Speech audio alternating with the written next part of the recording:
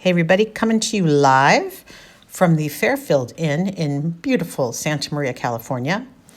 Why are you in Santa Maria, you might ask? Well, I'm here with a friend who comes down about once a month to visit her good lifetime friend, childhood friend, who is in Lompoc Prison.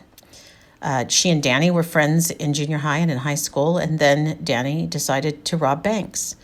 And he has spent the last 35 years in prison, both state and federal.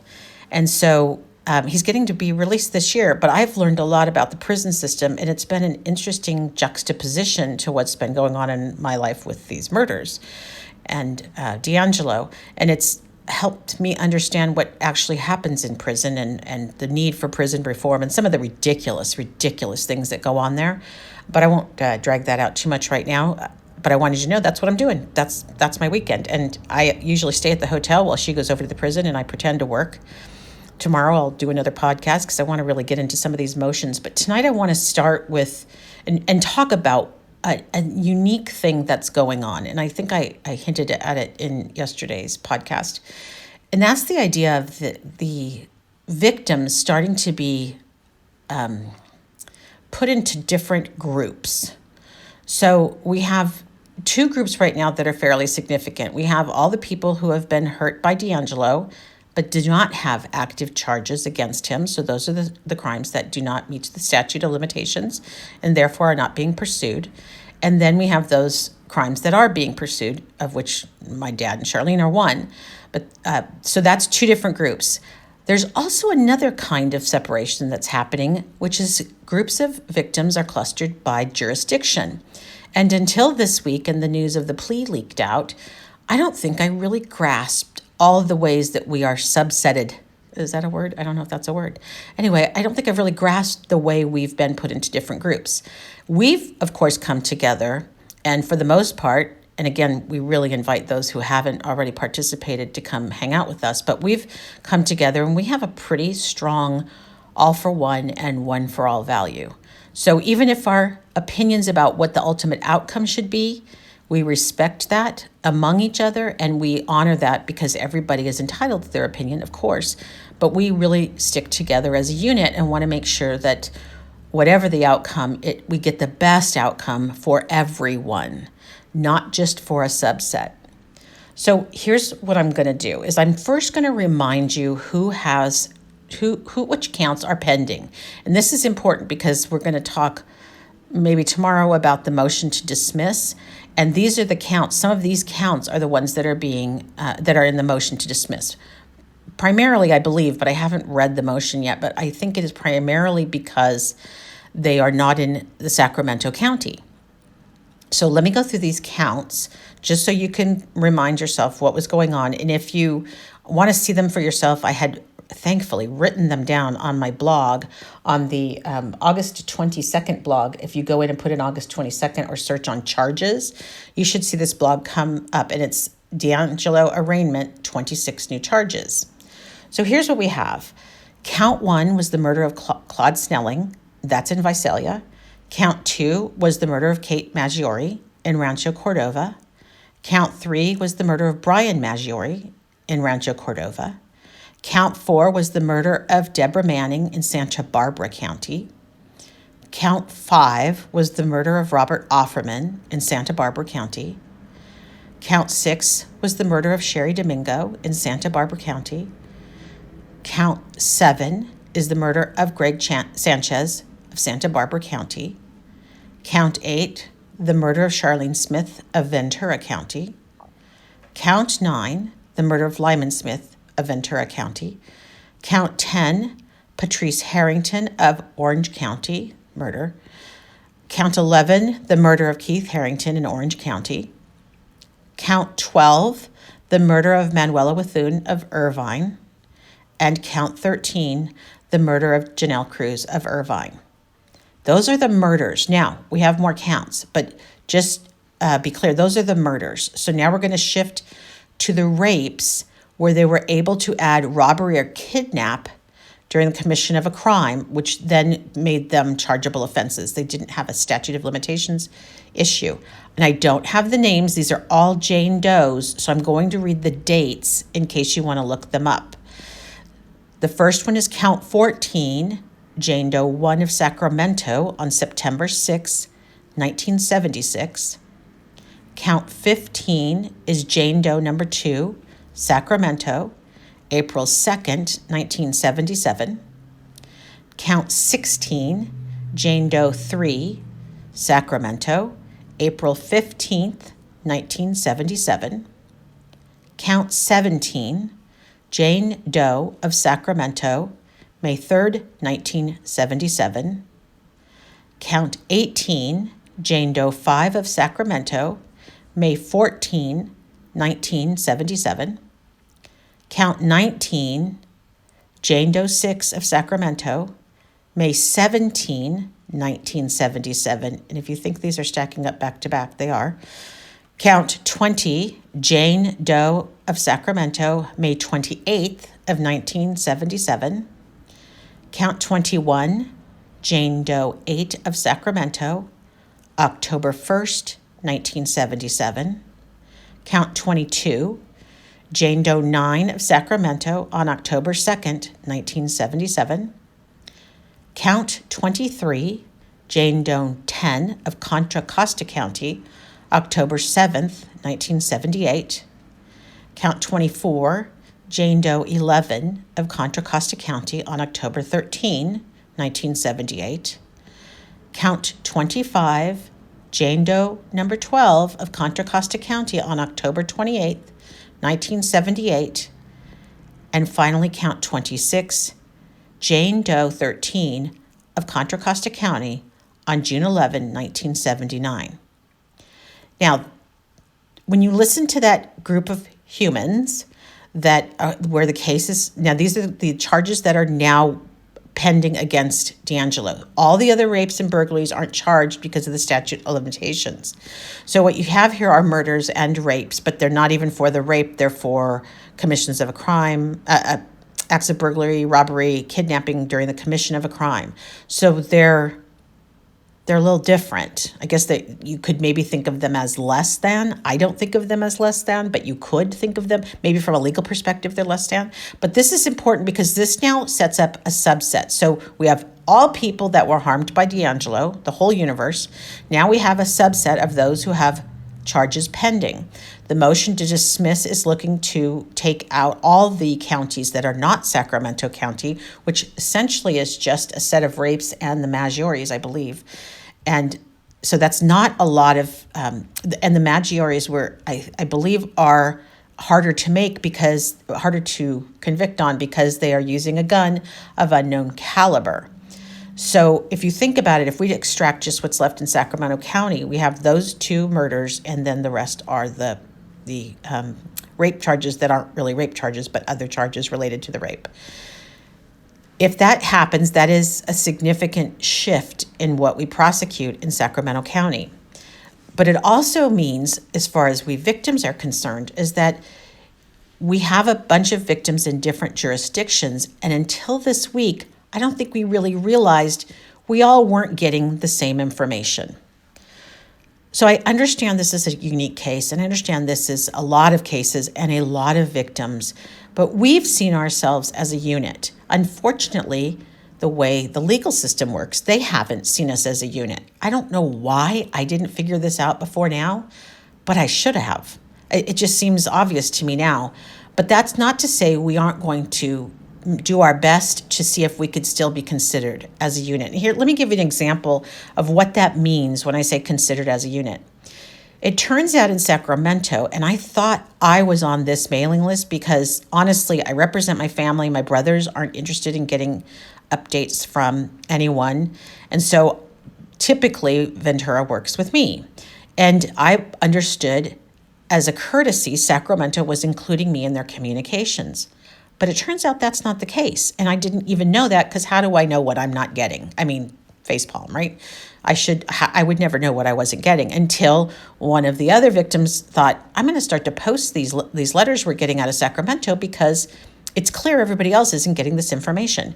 So here's a letter that came out earlier this week, and I apologize, I should have the date, but I don't because it was shared on Facebook and I didn't get the date of this letter. But here's what came out to the Sacramento victims. And I believe this actually went to all of them. Now, not subsetted about who has charges pending and who doesn't. I believe everybody got this one who has a case against, who has been harmed by DeAngelo. That's an easier way to say it.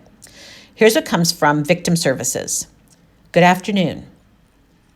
In the late afternoon of Monday, March 2nd, the defense attorneys for Joseph DeAngelo filed 2 motions with the court. One of the motions contained a footnote which stated, Mr. DeAngelo is 74 years old. He has offered to plead to the charges with a lifetime sentence. The media has now published numerous articles speculating about the meaning and status of this plea offer. We are writing to clear up any confusion about the current status of this plea.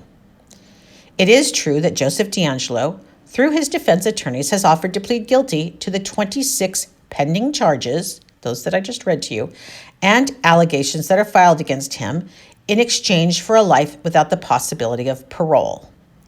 You will love to know that this is called LWOP in the business.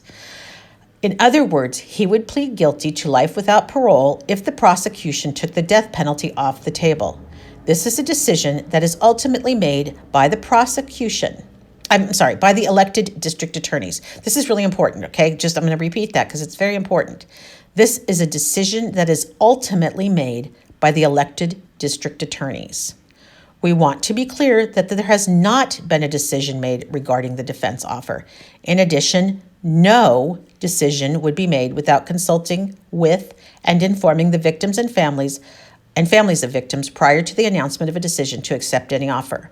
Okay, their emphasis is on, I'm just going to make sure I reiterate their emphasis that there has not been a decision made by the district attorneys, and no decision would be made without consulting with and informing the victims and families of victims. So that's really important. Again, I didn't get this letter. This is because someone else has shared it. At this time, we are continuing to prepare for the preliminary hearing, which is scheduled to start on May 12th, 2020. Again, if you will be needed to testify at the prelim, we will be contacting you directly to discuss that. There have been a number of questions about whether the victims and witnesses that will be testifying will be allowed to watch the proceedings before or after their testimony. That decision ultimately lies with the judge, and we will keep you informed as those decisions are made. Okay, I'm just going to take a brief aside here and say just that paragraph has really got some folks spinning, because I don't know why we don't know by now. It seems like we're 8 weeks out. We should have a good sense of who's I would think our prosecutors have a sense of who's testifying and who isn't, and that we could settle some of the anxiety by making that clear. But it hasn't been made clear in many cases about who's testifying. Some folks do know, like I mentioned yesterday, my brother does know he will be testifying, but I'm not testifying and I plan to attend. And so I didn't realize that other folks didn't know what was going on. Of course, we're just one case, so it's probably why I know a little bit more, because it's just one case.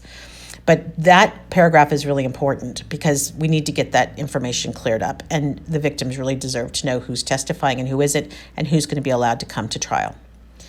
I'm going to go back to the letter now. The next court date will be on March 12th, 2020. At that time, we anticipate that the following motions will be heard. Now, this is early in the week.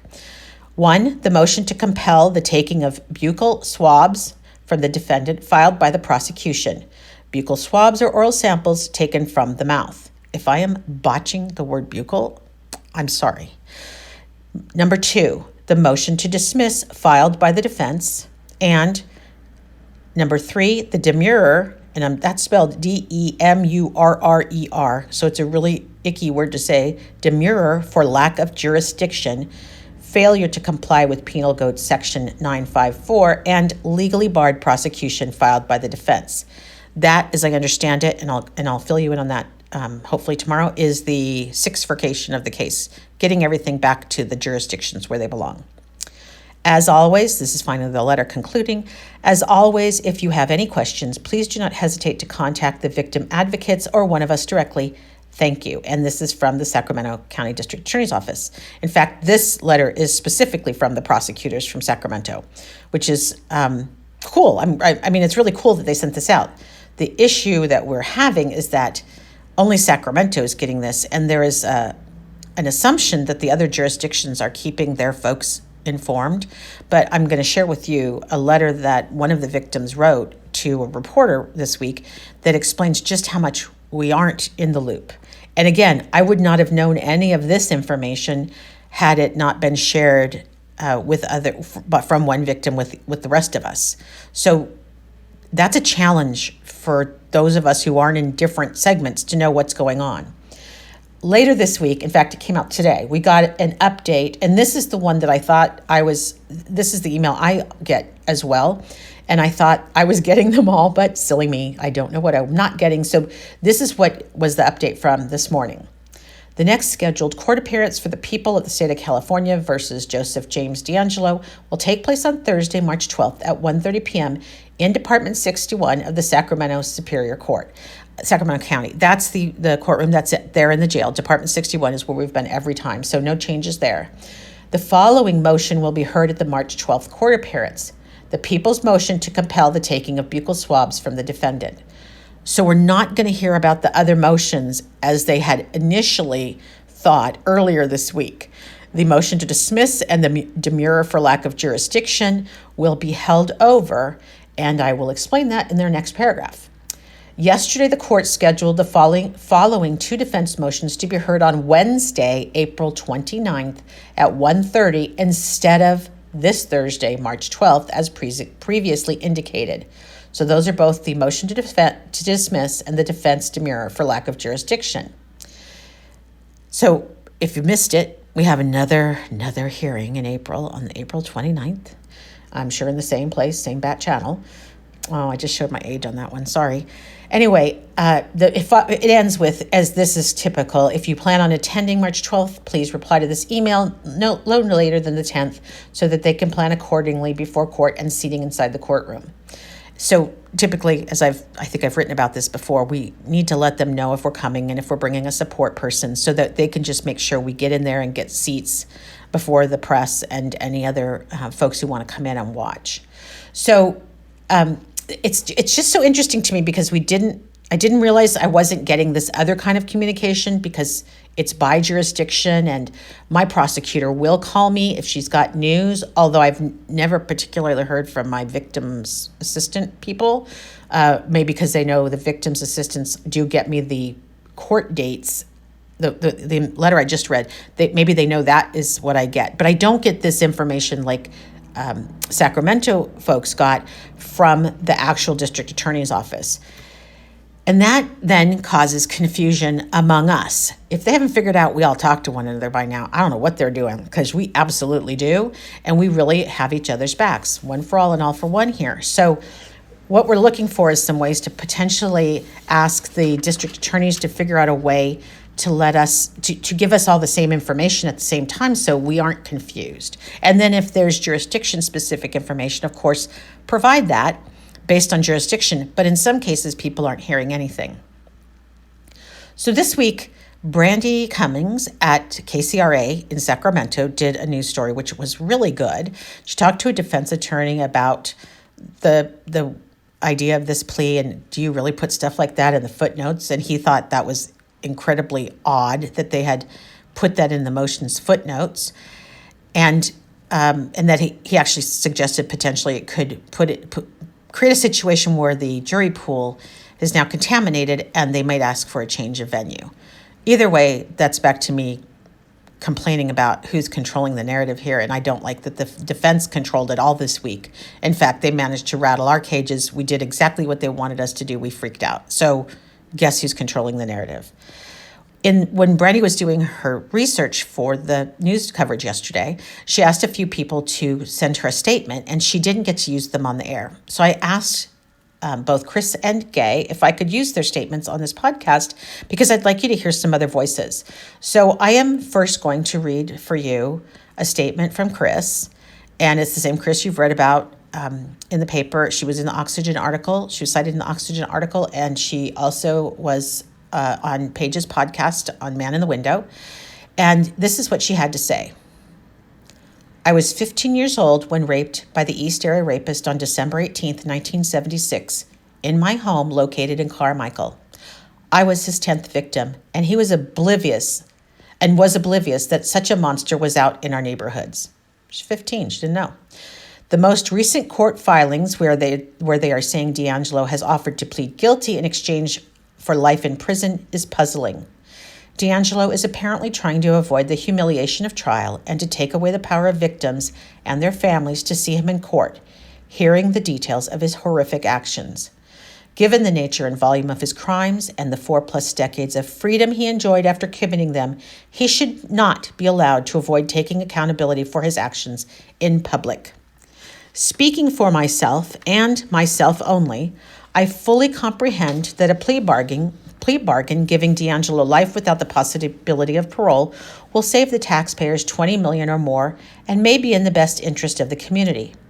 However, I am only in favor of a plea bargain if it requires DeAngelo to 1, fully provide all requested information on his crimes, and 2, he pleads guilty to all his heinous acts in court, whether he is being charged for them or not. DeAngelo is not charged with my rape, for example, due to the statute of limitations.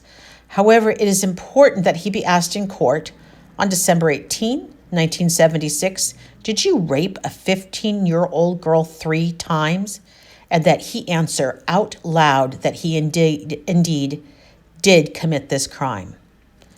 I have lived for 44 years with the specter of this horrible night always lingering in the background. The only way that I feel I can get some semblance of closure is for him to either be convicted of the crimes in a trial or for him to admit in court what he did. His power must be taken from him, whether voluntarily or by a jury. Then I can have closure. The reason I wanted to share that with you is that this is a woman who otherwise won't get any satisfaction because of the statute of limitations. If there is a plea to be had, and if it is something that can be negotiated, why don't we negotiate from a position of power and ask that he be held accountable for all his crimes, not just the ones he has been charged with? I offer that up for your consideration. Now, Gay's statement is a little bit different because she has, and her statement's a little bit long, I'll just warn you ahead of time, but she has some different issues. She's not in any of the counties I've mentioned so far. She's actually in San Joaquin County, and her words say it well, so I'm going to literally read her words, but I wanted to make sure that they were heard, and that's why I'm sharing them on this podcast. This is Gay, victim 31, March 18, 1978. My husband Bob and I were interviewed shortly after the arrest of DeAngelo at our home in Lodi, just before our trip to Paris for our anniversary. It's been a while since we have spoken, and she's in this case speaking to Brandy, so just, this went to the reporter. But I feel I need to speak out about my latest filings by the public defender in this case.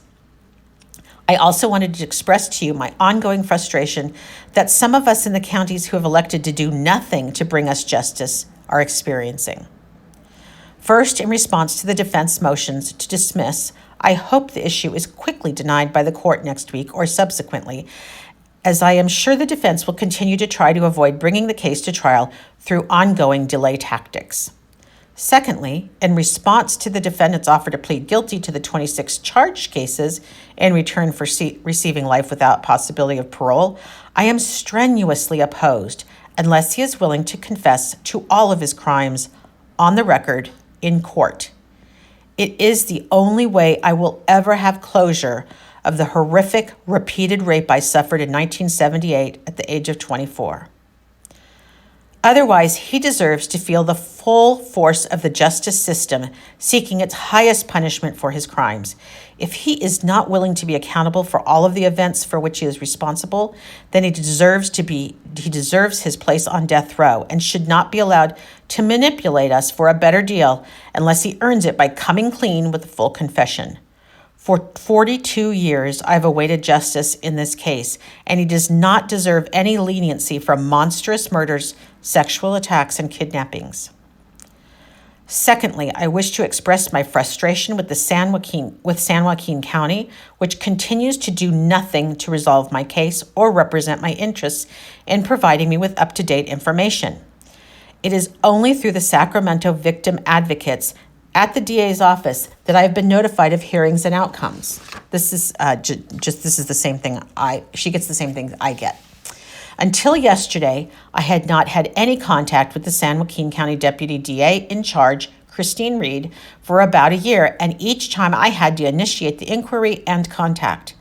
When I reached out to her yesterday, she was completely uninformed about the recent filings by the defense, and I was surprised when I informed her. I also expressed my concerns about the possible plea, of which she was also unaware. Yesterday, the Sacramento DA kindly sent an email to all the Sacramento County victims, but I was excluded, the justification being that I don't live in Sacramento County, and that it is up to the San Joaquin County DA to keep me informed. They did not. Christine Reed's position is that the Sacramento County DA is supposed to keep her updated, but really hasn't been good about doing that. All I know is that I am out here advocating for myself, networking with other victims and the Sacramento DA advocates to keep myself informed. I have no voice. No one in San Joaquin County DA's office seems to be making any effort on my behalf. It is very frustrating. I hope the judges in this case remember that there are many of us out here whose cases are open, who at the very least deserve equitable treatment. So far, I have not been given any concise reason why my case has not resulted in charges when others similar to mine in Sacramento have been charged. It seems to me that justice is not going to be dispensed equitably in this case. San Joaquin DAs are not saying it's not connected. It's just that they are doing and have done nothing to seek charges. And what Gay is referring to is just when we talk about those additional counts for kidnap or robbery and the commission of a crime, those kind of counts, that's what Gay's wondering, did hers qualify? Could they have pursued those charges? She has no answers.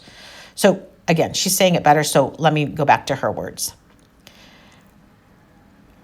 I'm sorry. Other victims, let's see. San Joaquin DAs are not saying it's not connected. It's just that they are not doing and have done nothing to seek charges. I know that the statute of limitations for rape was up after 3 years. Can we all just take a deep sigh? 3 effing years. That's nothing. But other victims have had kidnapping charges without statute limitations brought because they were moved from their bedroom to another location in the home. That happened to me. I have sat down with Christine Reed and asked her to explain why they won't pursue those charges, and she just says there is not a legal nexus to do so. At first, she said it was the others were all connected by DNA, but they are not. Another time, she said it was because San Joaquin did not have a murder victim, but the other counties did not, including Contra Costa. To my knowledge, San Joaquin has done nothing in over 40 years to resolve the case. They have never contacted me directly without me initiating the contact. Even the day of the arrest, a phone message at my husband's busy law office was all just asking for a call back. They couldn't send an officer by his office or to see me, never even an attempt to speak to me. Could they not comprehend the magnitude of the shock for us? I found out about the arrest from my 2 adult daughters, who learned of it through an acquaintance in Los Angeles and from the internet. I had no warning.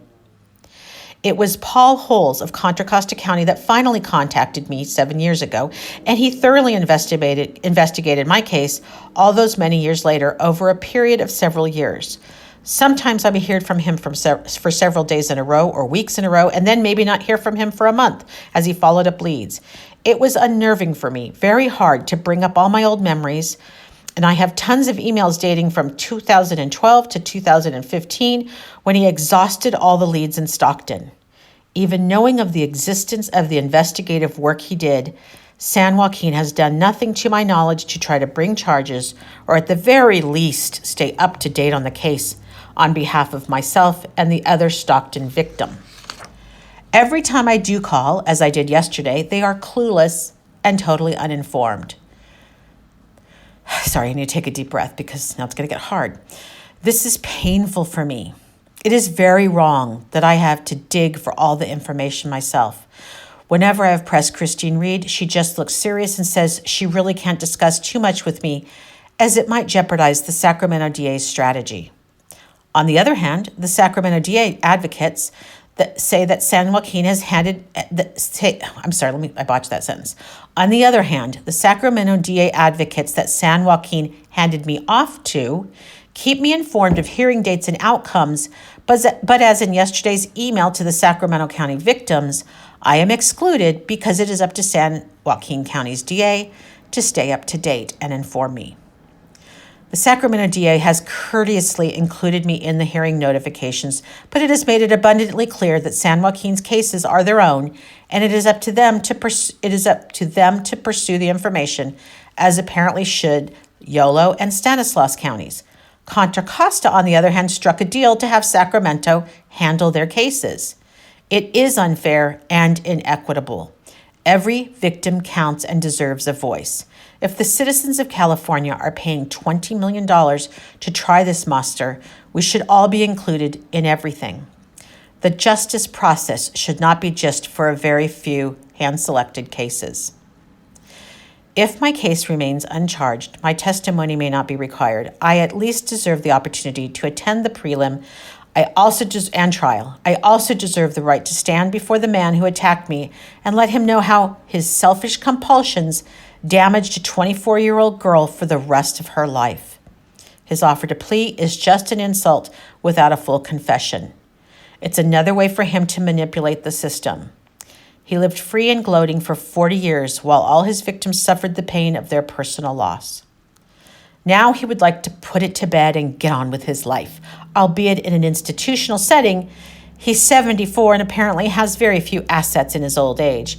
Now he bargains for life without parole, a guaranteed roof over his head, 3 meals a day, and fine medical care. No nursing home fees. Yes, I am being sarcastic. But what he seeks is a lot more than the $100,000 plus homeless population of our state receive.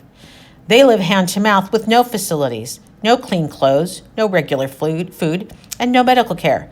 So if he wants to achieve that life without parole status, he needs to earn it by confessing his crimes. And then she concludes by thanking Brandy and KCRA for their continued coverage and inquiry into these cases. So, like I said, I really wanted to share those statements with you because they're incredibly moving. They so articulately express the frustration going on with folks as this case is ebbing and flowing, especially based on this idea of a plea, which, by the way, I'm going to just reiterate, none of us should even know is happening behind the scenes right now. It should not be public. We should not be having reporters speculate. All of that is so inappropriate. And is it any surprise, honestly, swear to God, is it any surprise that this has happened in this case? I tell you, sometimes I just want to scream. So I'm going to end this podcast today with a big thank you. I'm sorry, my thank you to KCRA and Brandy. But I did a tweet last night, and I once again, I tend to have an opinion. If you don't know that about me, I have an opinion. And I just thought I'd read the tweet because I think this is where we stand as a group of victims, and for the most part, women. We have some men, but Gay's husband was there during the rape, as I understand it, and has stood by her side this whole time. But it is a women's crime. I don't care what anybody says. This is a crime against women primarily, and it's women have bore the brunt of his anger and viciousness and evil. So last night I was getting worked up, and I did thank Brandy at KCRA for a great story, and I think you can Google it. It featured a defense attorney who concurs that making the plea public is a tactic that might be a way to mess with the jury pool. D'Angelo's defense has argued the media might influence the jury every damn hearing, but instead, and I swear to God, every hearing they've had a motion to limit media exposure in the courtroom because they don't want to taint the jury pool. That's really happened. Instead, they leak this bullshit about him being willing to take a plea.